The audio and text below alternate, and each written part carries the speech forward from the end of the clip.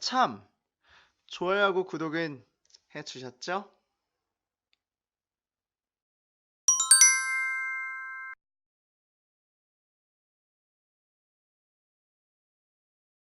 영어 공부를 부탁해. 네, 안녕하세요. 영공부팀의 리오입니다. 오늘은 챕터 10-2로 만나 뵙는 날입니다. 지난 챕터 10-1 영상이 조금 짧았을 거예요. 그만큼 가볍게 보실 수 있었을 거고요. 그런데 챕터 구성상 이번 영상은 조금 길 수 있으니까 잘 봐주시길 부탁드립니다. 오늘의 첫 단어는 contest라는 단어예요. 이 단어는 아마 많이 보셨을 거예요. 외래어로 콘테스트라고도 굉장히 많이 쓰이거든요. 그런데 그 안에 들어있는 test라는 단어에 크게 주의를 기울여 보신 적이 있으실까요? 네, 아마 없으실 거예요. 자, 테스트가 뭐죠? 네, 맞아요. 시험이죠. 우리가 지금 이렇게 열심히 공부를 하는 이유도 언젠가는 어떤 형태로든 시험에 도움이 되기 위해서죠. 그러면 contest라고 하면 시험을 함께 보는 거니까 경쟁, 경기, 그리고 다툼이라는 뜻이 된다는 거 쉽게 이해가 되시죠? 그런데 제가 이 단어를 어떻게 읽었죠? 네, 맞아요. contest라고 이름절의 강세를 놓습니다. 이게 바로 명사일 때의 발음이고요. 이 단어가 동사로 쓰이게 되면 contest라고 이음절의 강세가 놓이며 싸우다, 경쟁하다, 논쟁하다 라는 의미를 가지게 됩니다. 여기에서 파생되는 명사 중에 하나가 contestant 라는 단어가 있는데요. 경쟁자 라는 의미입니다. 그리고 조금 주의를 해보셔야 되는 단어가 있는데 바로 uncontested 라고 하는 단어예요. 말 그대로입니다.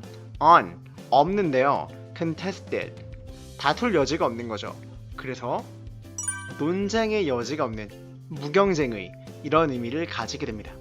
자, 그러면 이 테스트가 들어가 있는 다른 단어들을 한번 쭉 보도록 할게요. 우선 우리가 왜 테스트를 보는지를 한번 생각을 해봅시다.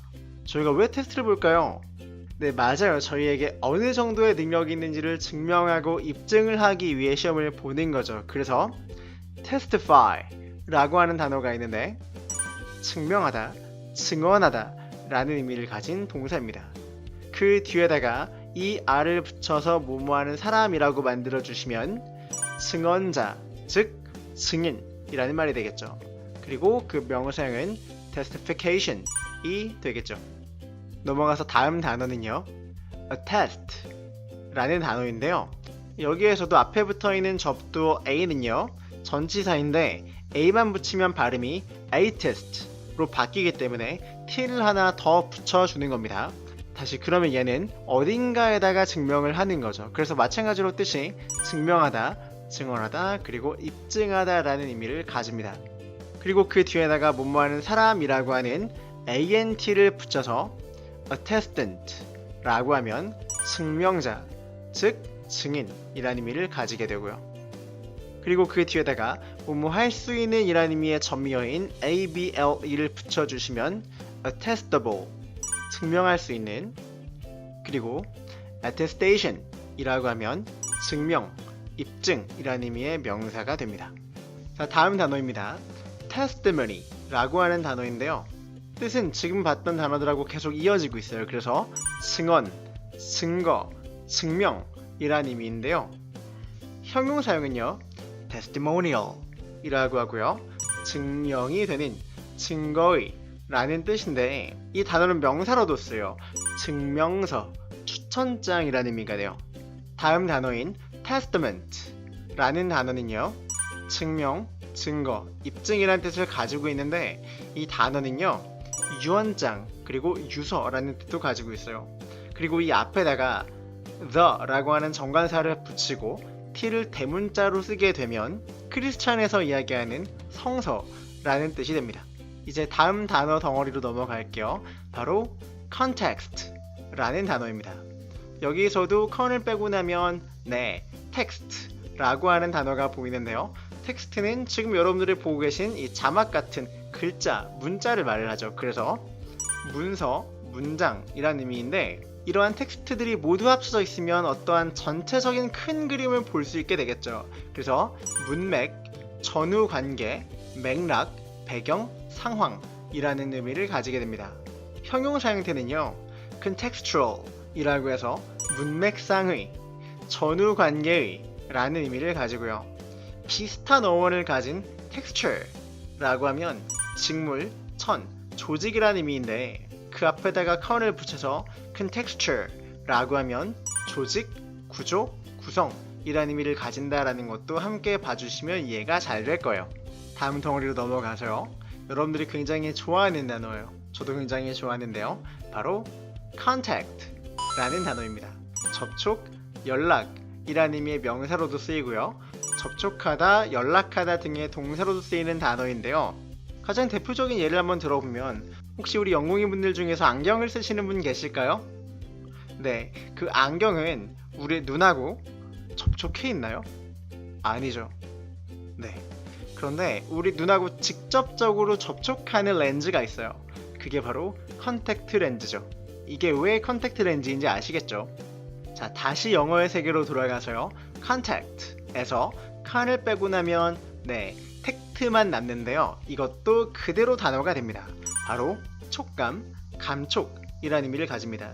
그리고 이 촉이라고 하는 느낌을 그대로 가지고 와서 그 왜 우리나라 말에 그런 말 있잖아요. 촉이 좋다, 감이 좋다. 그 의미랑 굉장히 비슷해요. 그래서 재치, 재주, 감각이라는 의미까지도 가집니다.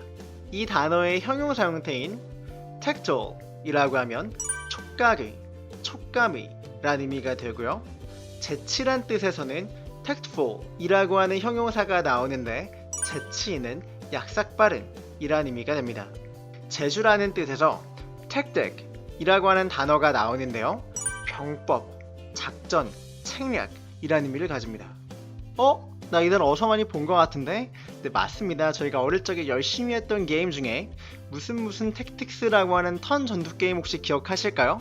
네, 그 기억이 나신다면 이 단어의 느낌을 그대로 이해할 수 있을 거예요. 그리고 이 단어의 형용사는 tactical 이라고 하는데 전술이, 책략에 등한 이라는 뜻이 되고요. 자, 다시 접촉이라는 의미로 돌아가 볼 건데요. 한번 상황을 가정을 해볼게요. 저희가 어떤 쇼핑을 할 때 이렇게 써있는 걸 보신 적이 있을 거예요. 눈으로만 보세요. 만지지 마세요. 왜 만지지 말라 그럴까요? 그 외에 손때 묻는다 라는 말 하잖아요. 그러니까 접촉이라는 거는 오염의 가능성을 내포하고 있다 라고 생각해 보시면 와닿으실 것 같습니다. 그래서 intact 라고 하는 단어를 생각해 보시면 손이 닿지 않은 거죠. 그래서 손상되지 않은, 온전한, 있는 그대로의 라는 뜻이 나옵니다. 자, 넘어가서요. 방금 공부한 내용이 그대로 적용이 되는 단어를 한번 보겠습니다. contagion 이라는 단어인데요. 손이 닿으면 손때가 묻고 그 결과 병균이 옮겨가겠죠. 그래서 전염, 전염병 이라는 의미를 가지게 됩니다. 이 단어는 사실 형용사가 훨씬 더 많이 쓰이는데요. contagious 라고 해서 전염성의 라는 의미입니다. 자, 그리고 오늘의 마지막 단어 덩어리입니다. 바로 contract 라는 단어인데요. 이 tract 라고 하는 어근은 굉장히 많이 보셨을 수 있는데 가장 대표적인 예가 바로 트랙터입니다. 무언가를 끄는 기계를 말을 하죠. 그러면 contract 라고 하면 함께 무언가를 끄는 거죠. 그래서 일을 같이 한다라는 의미에서 계약이라는 뜻이 된다고 생각하시면 돼요. 그런데 이 단어는 동사로도 사용이 되는데요. 이때는 앞서 말씀드렸던 것과 마찬가지로 강세가 이음절여입니다. 그래서 contract 이렇게 발음이 되고요. 계약하다 라는 의미가 되죠. 그런데 그 끈다고 하는 것이 여러 방향에서 끌어서 안쪽으로 쭉 몰아가지는 거예요. 그래서 찡그리다, 수축하다, 축약하다 라는 의미까지도 연장이 되는 거죠. 그리고 추가적으로 수능이나 다른 탭스 같은 영어 시험에 나올 수 있는 뜻인데요. 이 동사가 타동사로 쓰여서 contract 다음에 어떤 병명을 쓰게 되면 어떠한 병에 걸리다 라는 의미로도 사용이 돼요. 실제로 모의고사에 사용된 예제를 한번 가지고 와봤는데요. 설사병에 걸리는 위험성을 증가시킨다 라고 쓰여 있네요. 명사형은요, contraction이 되고 수축, 축소 라는 의미가 됩니다. 그리고 여기에다가 산부의 진통이란 뜻도 가지고 있는 거, 사방에서 모든 힘을 다 끌어가지고 오고 있는 거, 그런 느낌으로 생각해 보신다면 어렵지 않게 이해할 수 있으실 거예요.